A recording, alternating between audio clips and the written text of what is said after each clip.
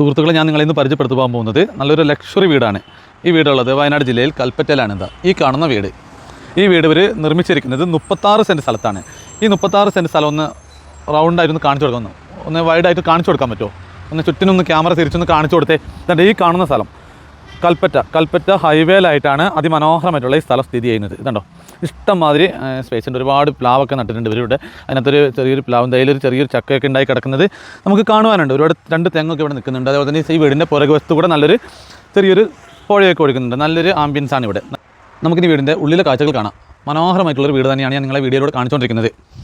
നല്ല വലിപ്പമുള്ളൊരു sit out ഈ വീടിനുണ്ട്. നല്ല വലിപ്പമുള്ള സിറ്റ് ഔട്ടാണ് ഈ വീടിന് വേണ്ടി കൊടുത്തിരിക്കുന്നത്.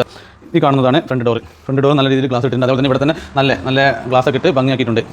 ഈ കാണുന്നത് ഈ വീട്ടിലെ ലിവിങ് ഏരിയ ആണ്.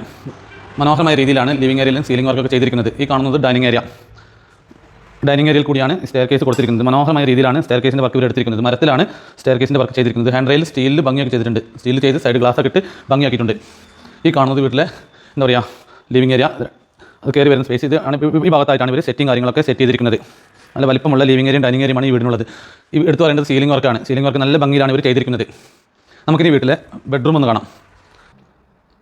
ഈ കാണുന്നത് വീട്ടിലെ ഫസ്റ്റത്തെ ബെഡ്റൂമാണ്.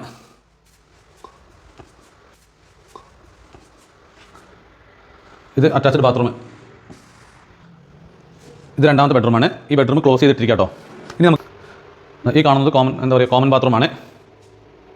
ഈ കോമൺ ബാത്റൂമിനോട് ചേർന്ന് തന്നെ നല്ലൊരു വാഷ് ബേസിന് കണ്ണാടിയും കൊടുത്തിട്ടുണ്ട്. ഈ കാണുന്നത് കിച്ചനാണ്. കിച്ചൻ കബോർഡ് വർക്കൊക്കെ മനോഹരമായ രീതിയിൽ ചെയ്തിട്ടുണ്ട്.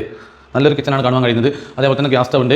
ഇതൊരു ചിമ്മിനിയാണ്. എന്താ പറയുക, സ്മെല്ലും കാര്യങ്ങളൊക്കെ പുറത്തേക്ക് വലിച്ചു കളയുന്ന ഒരു ചിമ്മിനിയാണ്. ഇത് വില കൂടിയ സാധനമാണ്. ഇതിനൊക്കെ നല്ല വിലയുണ്ട്. ഏകദേശം ഇതിന് രണ്ടും കൂടെ ഗ്യാസ് സ്റ്റവിനും ചിമ്മിനിക്കും കൂടെ ഏകദേശം 1 ലക്ഷം രൂപയോളം വില വരുന്നുണ്ട്. നല്ല ഇവിടെ ഈ ഭാഗത്തെ സ്റ്റോർ റൂം ഉണ്ട്. നമുക്കിനി വീടിൻ്റെ മുകൾ ഭാഗം കാണാം. സ്റ്റെയർ കേസിൻ്റെ വർക്ക് മനോഹരമായ രീതിയിൽ ചെയ്തിട്ടുണ്ട്.